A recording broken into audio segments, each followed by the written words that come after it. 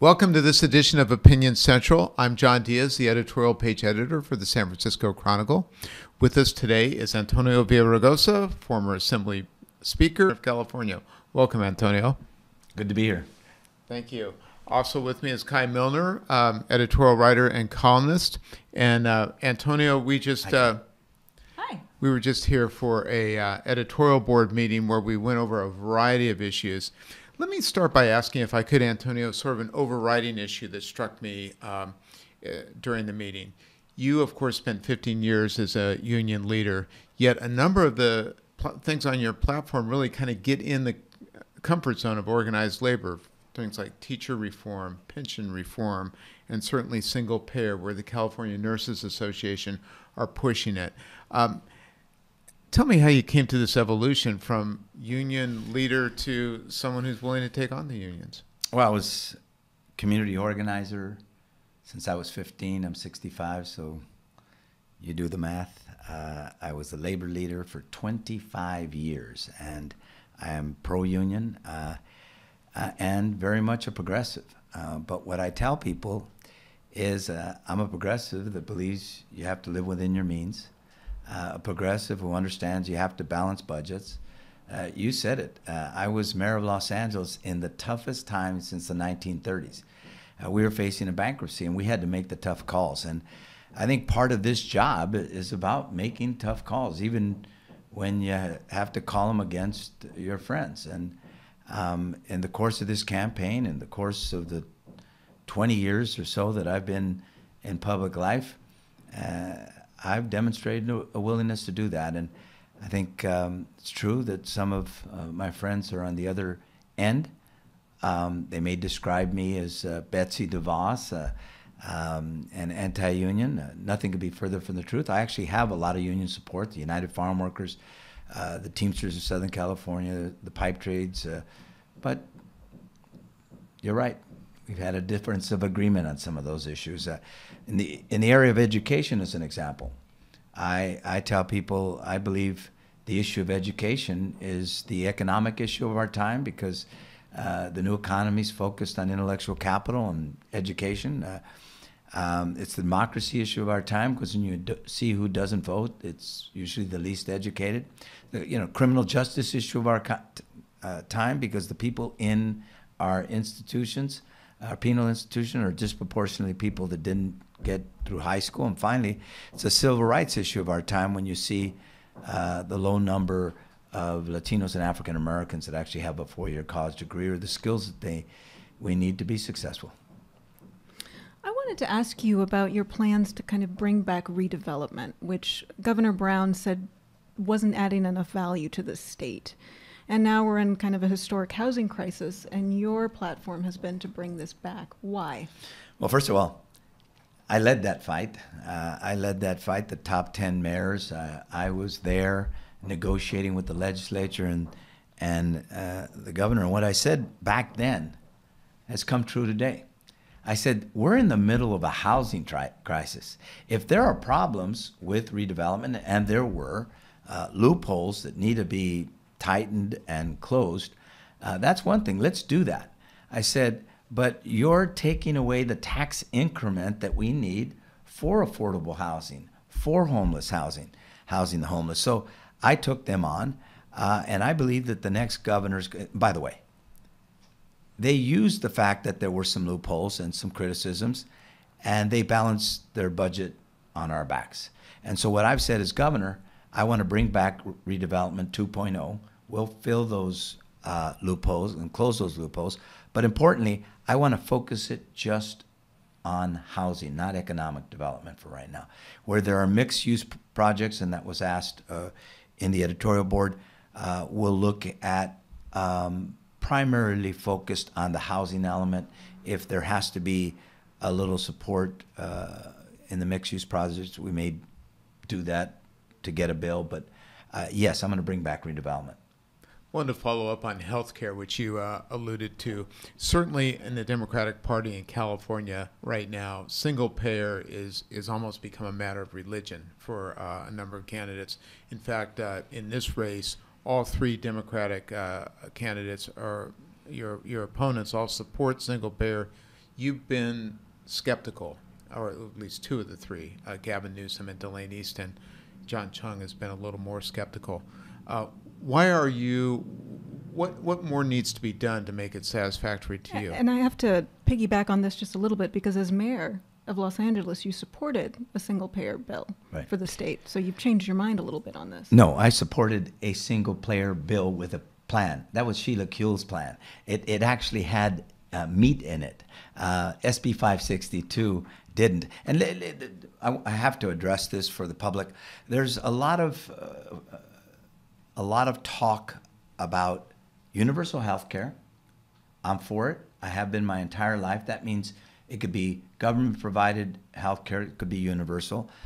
It could be employer-provided. It could be a mix like we currently have, or insurance-provided. But that's one, universal health care. There's single-payer, which is government-provided for health care. And there's SB 562, which was just an enunciation of a commitment to put a vote to the people with no plan, no meat there. That's the difference between the Sheila Kuehl bill, I think of 2006 or so, and this bill. And why was I against it? And by the way, you said something. It's almost religion. I think we're looking for a governor who's willing to speak out when things are popular and, not go with the wind. I think we're looking for a leader who's willing to say no. SB 562 would double our taxes, the size of our budget. We have a $193 billion budget today. It would require a $400 billion expenditure. It said 200 of it would come from what we already spend on health care. You need waivers from Trump. Everybody today on Medicare like me, on a Kaiser plan or employer-provided health plan, would no longer be on those plans. And there's no details on what we would be on. I tell people, I think most people are for, as you said, a single-payer plan, most Democrats anyways, but they want to know what's in it before they lose their Medicare, before they lose their Kaiser. And that's why I challenged it. Water is one of those perpetual difficult issues in California. Recently, the Metropolitan District down in Southern California approved its share of funding for the Twin Tunnels. What's your view on the Twin Tunnels? Well, I know San Francisco's not for it. I know the Bay Area is not for it. I know the Sacramento Delta farmers are not for it. People in Stockton and the north part of the Central Valley are not for it. I've said, look, right now the North doesn't trust the South doesn't trust the North, the farmers don't trust the enviros, the urban doesn't trust the rural. So we need to build some trust. And how do you do that? Urban folks here in San Francisco and Los Angeles love to say how we have 80% of the population, we use 20% of the water. The rural areas have 20% of the population, they use 80% of the water. I tell people, I wasn't really good at math, but let me see here. Who's eating and drinking all those fruits and vegetables? And if the answer is we are, then the fact is, let's stop pointing fingers. Let's look at ourselves. San Francisco, LA, the Bay Area, San Diego, all of us, we don't recycle enough of our water. LA recycles about 3% of their water. I don't think, the Bay Area is much better. Orange County recycles more than 40% of their water. Israel recycles 80%. So recycle, recapture, and reuse our stormwater runoff, clean up our underground aquifers, look at technology to drive down usage and the like. I want an all water trading, water markets, the way Australia has. I want to look at an all of the above strategy. And then as we begin to build that, and by the way, in 1999, when I was Speaker of the Assembly, we agreed to 2 dams. Now, most people in the Bay Area, most people in Los Angeles weren't for those 2 dams, but we agreed to them because we needed, for support for the bond, we needed Republican support. We've never come true on those 2 commitments. So I do support sites, and I do support temperance, and I support it even though it's not popular in some places, including my hometown. I support it because you got to keep your deals. So on this issue of water, do we need a water fix? Yes, but we need first a lot more in the way of building that trust. Then we could have the discussion. Right now, we're not anywhere close for it, so I'm not for the twin tunnels or one tunnel. Go ahead. Do we have Pat. time for one more? Sure. If it's a quick one, yeah. Homelessness. It's exploded in Los Angeles over the past several years. How much of a priority would you make this? I think the number it's exploded. I left in 2013. Since 2013, about 49% increase in homelessness.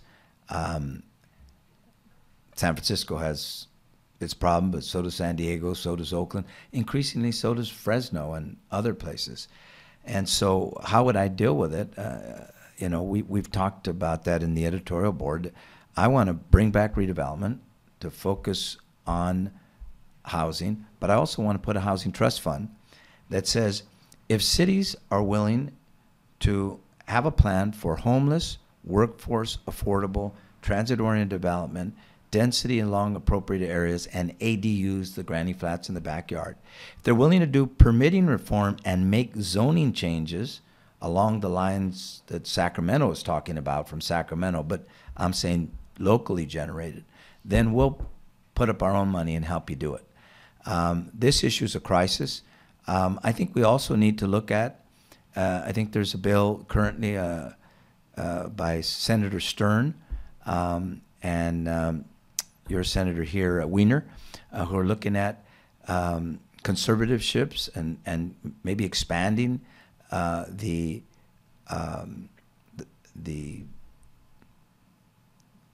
group of people that can be committed, who are a threat to themselves and others, who are continually using the public health system, the emergency room system, at a number that says something's really wrong with them, that looks at a broad cross-section of issues. So I think the state needs to partner and step up and treat this like the crisis that it is. And what I've said is one of the first things I'll do as governor is have a session on homelessness and housing, the crisis that we're facing. Antonio Villaraigosa, thank you so much for joining us here at the Chronicle. Thank you for having me. Also want to thank my colleague Kai Milner, our executive producer Brittany Schell, and thank you for joining us. I'm John Diaz, the editorial page editor, signing off for this edition of Opinion.